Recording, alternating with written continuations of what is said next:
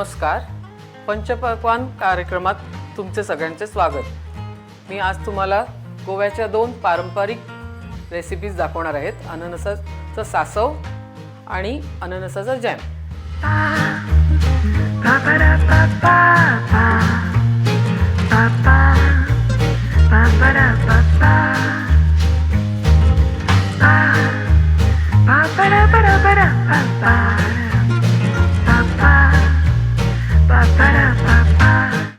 प्रथम आपण अननसाचं सामुग्री जी काही लागणार ती आपण सांगते तुम्हाला मी.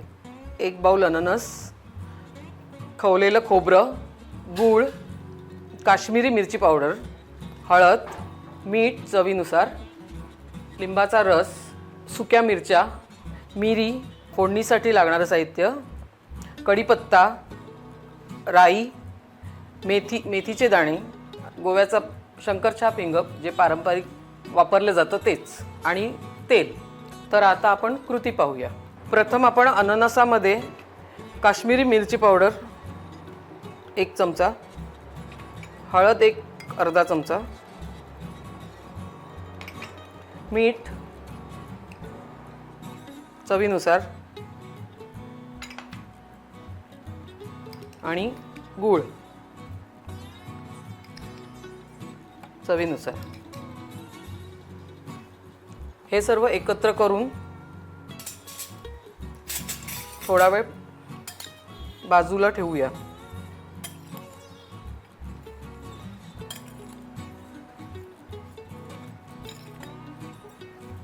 आता त्याच्यासाठी लागणारं वाटण: खवलेलं खोबरं,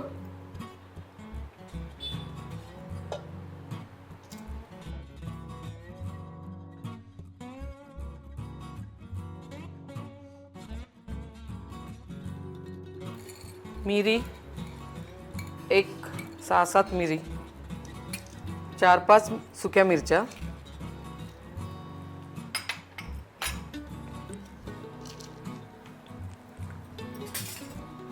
थोडंसं हिंग त्यातून वाटून घेऊया. अननस साधारण 300 ग्राम आहे आणि 1 वाटी खोबरं. आता हे बारीक वाटून घेऊया.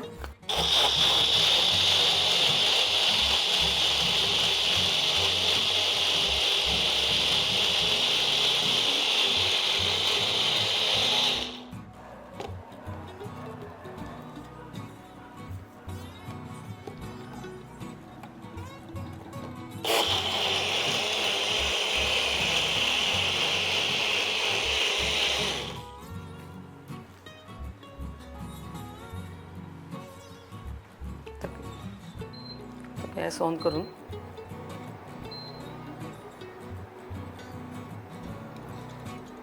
कढई गरम झाल्यावर 2-3 चमचे तेल घालून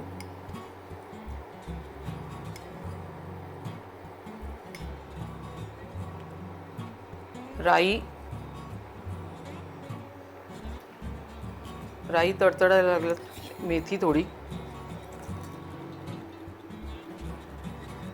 कढीपत्ता,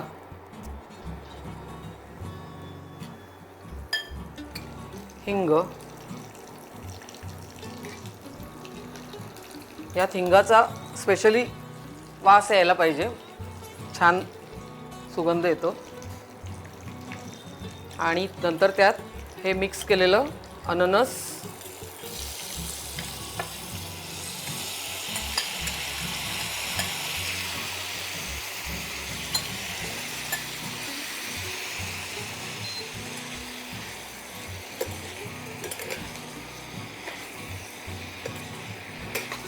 थोडा वेळ वाफवून घेऊया.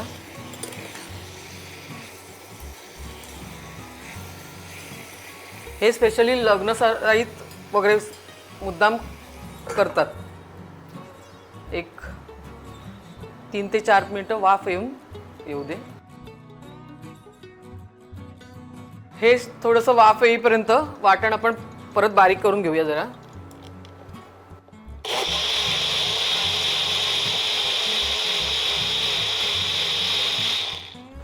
नॉर्मल वाटण असं, म्हणजे जास्त बारीक नाही, जास्त खोबरं खूप हे दिसतं कामा नये.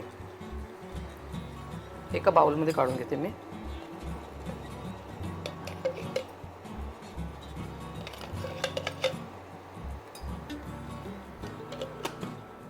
आता याला छान वाफ आलेली आहे.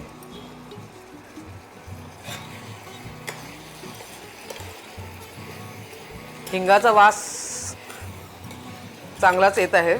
हिंग हे स्पेशल याचं गोवन म्हणजे शिवराक जेवण करतात त्यावेळेला ह्या हिंगाचा वापर खूप केला जातो. आता वाटण घालूया.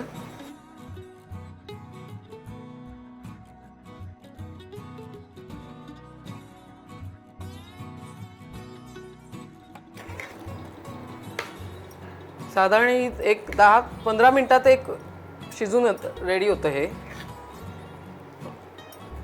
हे तुम्ही भाताबरोबर चपातीबरोबर खाऊ शकतात आणि त्याचं आंबट गोड स्वादामुळे ते खूप रुचकर लागतं. जसं कैरीचं सासव करतात त्याच पद्धतीने हे केलं जातं. कैरी आंबाड्याचं. आता हे थोडा वेळ खोबरं शिजलं की मग आपण त्याच्यात थोडा लिंबाचा रस घालायला पाहिजे. अननसाच्या व्यतिरिक्त तुम्ही आंबाडे, कैरी, मग बिमलं जी गोव्यात माशाच्या कढीला वगैरे वापरतात त्याचं लोणचं केलं जातं त्याचंही ऑप्शनल तुम्ही वापरू शकता. आणि त्याची ती आंबट गोड चव सगळ्यांनाच आवडते. त्यामुळे ते आवडीने म्हणजे प्रत्येक लग्न समारंभ, बड्डे त्या ह्याच्यात केलं जातं. खूपशा लग्न समारंभात मुंजी याच्यामध्ये मुगागाठीबरोबर अननसाचं सासवही असतंच. छान उकळ आलेला आहे. आता थोडासा कलर शिजलं की मग ते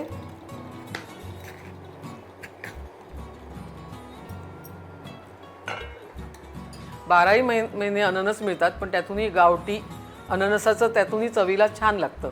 थोडंसं आंबट गोड असलेलं तर आणि रुचकर होतं ते.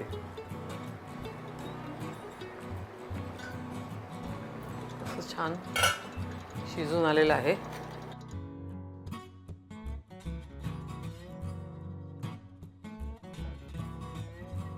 अननस चांगलं शिजून आलेलं आहे.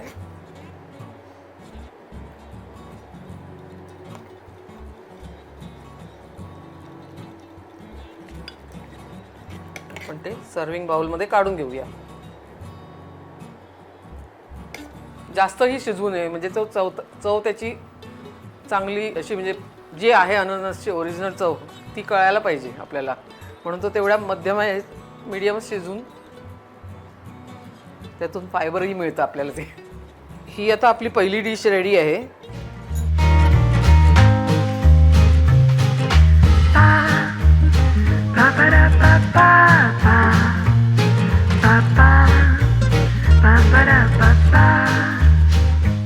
आता आपण दुसऱ्या रेसिपीकडे वळूया. ती अननसाचं तिखट आंबट गोड सासव केलं. त्याच्यानंतर आता आपण दुसऱ्या रेसिपीकडे वळूयात जो मुलांच्याही आवडीचा अननसाचा जॅम. तर तो स्पेशली मी गुळातून करणार आहे कारण तो साखरेपेक्षा गुळ हेल्दी म्हणून आपण करूया. थोडंसं त्याच्यात तिखट घालणार म्हणजे जर अशी चव तिखटपणा यायला जरा, कारण अननस जास्त आंबट असतं. आता त्याला लागणारं साहित्य: अननस 1.5 बाउल, 1 बाउल गूळ, लिंबाचा रस, थोडंसं तिखट 1 चमचा लागणार, वेलची पावडर, चवीनुसार मीठ, दालचिनी त्याला गोव्यात तिखी म्हणतात, आणि थोडं अननस परतण्यासाठी तूप. तर आता रेसिपीला सुरुवात करूया. प्रथम अननसात थोडं मीठ घालून ठेवूया, जसं आपण सासवासाठी हे करून ठेवलं तसं. थोडंसं लाल तिखट आणि लिंबाचा रस, तो थोडासा आंबटपणा वाढवण्यासाठी. आता 2 चमचे तूप, त्यात अननस घालून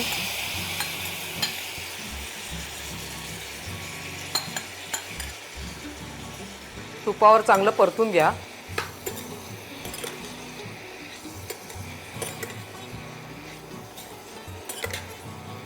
याला पाण्याची वगैरे काहीच गरज नाही, कारण अननस आपलंच पाणी सोडणार. मग त्यामुळे वाफेवर ते चांगलं शिजून येईल. एक 5 मिनटं वाफेवर शिजूया झाकण लावून. शिजताना त्याच्यातच दालचिनी घाल,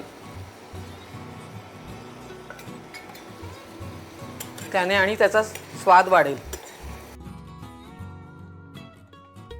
परत झाकण लावून एक 3 मिनटं ठेवू. तो गुळाबरोबर शिजून येईल. आता अर्धा शिजल्यानंतर तो परत गुळाबरोबर व्यवस्थित शिजून येईल. गूळ जसा जसा त्याच्यात आत ॲब्झॉर्ब झाला की मग ते रेसिपी रेडी होईल. मुलांच्या शाळेच्या टिफिनसाठी आपल्याला काही ना काहीतरी लागतंच. त्यासाठी हे करून ठेवलं तर एक 15 दिवस व्यवस्थित राहू शकतं. चांगली वाफ आलेली आहे. मुद्दाम मी तिखी वापरलेली आहे, त्यामुळे त्याचा स्वादही वाढतो आणि चवीला आणि हेल्थ वाईज पण तिखी चांगलीच आहे. आता शिजत आलेलं आहे, त्याच्यात गूळ घालूया. मीठ मी सुरुवातीलाच घातलं आहे, त्यामुळे मिठाची गरज नाही. गुळामध्ये मीठ असतंच थोड्या प्रमाणात.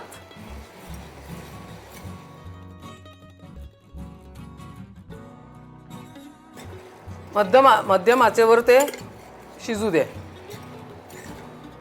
आता थोडा वेळ परत 5 मिनटं झाकण लावून शिजू दे, म्हणजे गूळ चांगला अननसामध्ये ॲब्झॉर्ब होईल.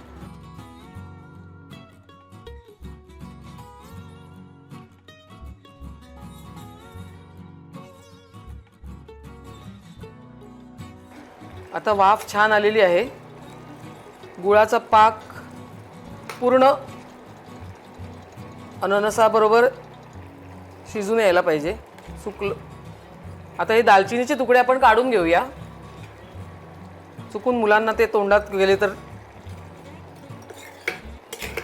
बरं नाही म्हणून. आता हा पूर्ण सुकल्यानंतर आपण जॅम रेडी होईल.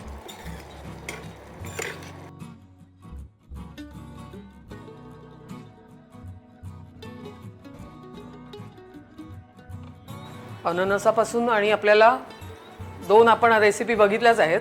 त्याच्याशिवाय अननस मिक्सरला प्युरी करून तसाही जॅम केला जातो साखर घालून, किंवा स्कॉच जे सरबत म्हणतात तेही उत्तम होतं. ते प्रिझर्वेटिव्हसाठी त्याला साखरेचं प्रमाण जरा जास्त घातलं की ते वर्षभर टिकू शकतं तसं फ्रीजमध्ये ठेवल्यावर, आणि उन्हाळ्याच्या दिवसात त्याचा स्वाद घेऊ शकतात.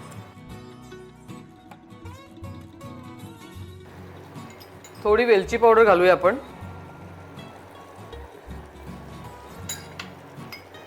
थोडासा लिंबाचा रस 1 चमचा आणि आंबटपणा येण्यासाठी.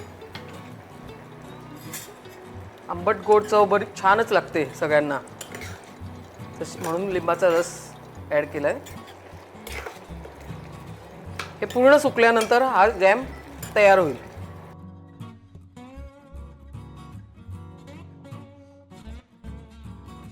अननस आपण केकमध्ये पण यूज करतो. त्याचंही स्कॉच केकमध्ये वापरून क्रीमिंगसाठी वापरू शकतो.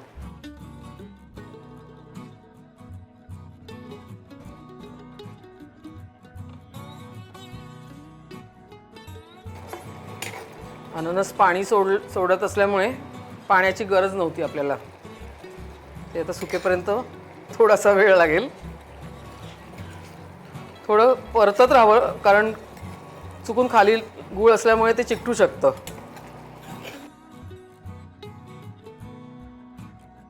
जेवढा सुकेल तेवढा तो जास्त टिकेल.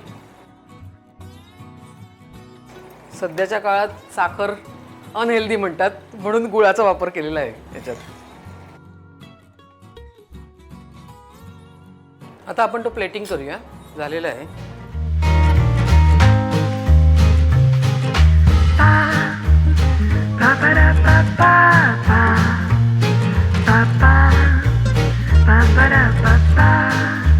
या दोन्ही रेसिपी आजच्या अननसाच्या रेसिपी दोन्ही झालेल्या आहेत. या रेसिपीची कृती या व्हिडिओसोबत दिलेली आहे, ते तुम्ही घरी करून पाहू शकता. पाहत राहा पुरण. नमस्कार.